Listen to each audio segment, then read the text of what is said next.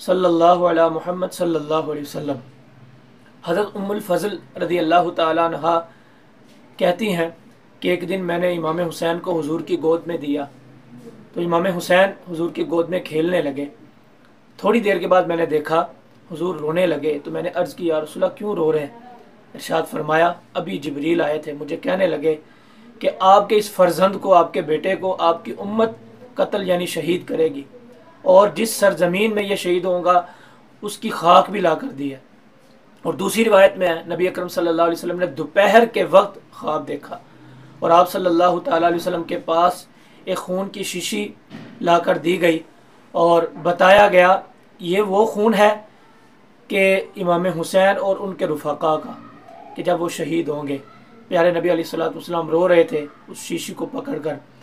पता ये चला कि गम हुसैन में रोना प्यारे नबी की सुन्नत है।